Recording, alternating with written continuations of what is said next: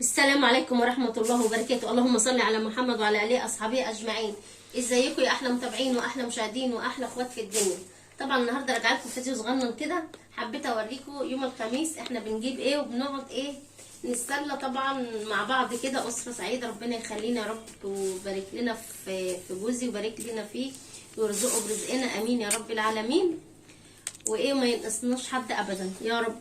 طبعا هو جاب لنا حاجات وجاب حاجه حلوه للولاد، وقلت ايه اصورها معاكم بقى واوريكم ايه احنا يوم الخميس بنقعد ازاي. بس مش كل خميس يعني، ساعات انا بعمل حاجات حلوه، ساعات هو بيجيب لهم تسالي، بيجيب لهم حاجات بنرفه عليهم ايام الامتحانات دي، عشان ايه ايام الامتحانات ايه ما تبقاش صعبه عليهم، يبقوا ايه بياخدوا ايه يوم فري كده.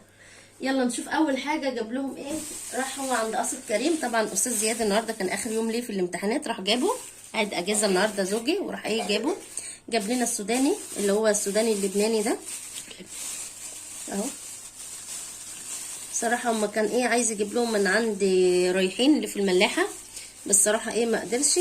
جاب لهم ايه، جاب لنا حاجات من عند قصر كريم. ربنا يخليه لنا يا رب ويشفي له كده ويشفيه ويبارك لنا فيه، وادعوا له دعوه من قلبكم ان ربنا يشفيه لنا ويخليه لنا يا رب.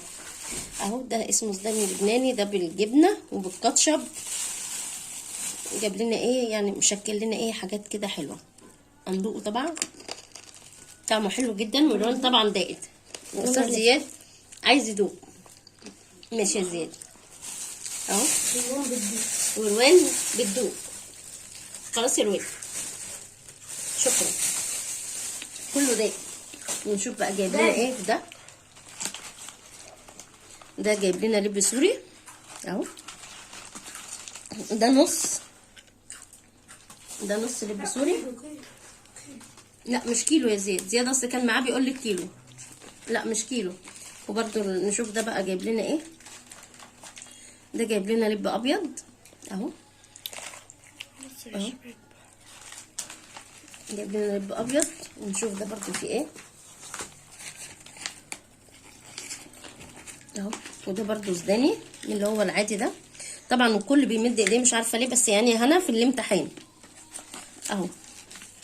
ده سوداني اللي بيبقى عليه قشر ايه، بتبقى قشره كده تخينه كده، بس انا مش بحبه صراحه. برضه جايب لنا ايه ربع كيلو. وده برضه ايه نشوف ده تلاقيه لب، لا سوداني من مملح. كله بيمد ايده عايز يدوق. بدي ادوق يلا اهو.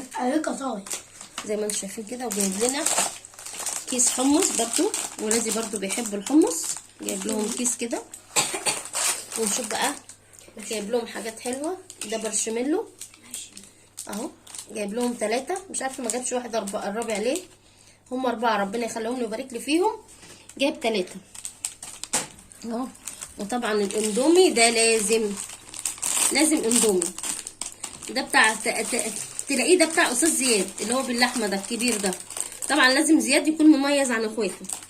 جايب لهم اندومي باللحمه، وده اندومي بالجمبري بتاع روان عشان روان بتحب اندومي بالجمبري. وده بقى بالايه بالخضار، ده بتاع محمد وهنا. والتالت ده بتاع مين؟ انا وجايب لنا اندومي عشان عارف ان انا بحب الاندومي بالخضار، بس ساعات ما ماليش فيه قوي، انا بحب الشوربه بتاعته بس. طبعا وجايب لي ايه ربنا يخليه له ويبارك لي فيه سبرايت عشان انا بحبها جدا. الحاجه الساقعه دي صراحه ما اقدرش استغنى عنها.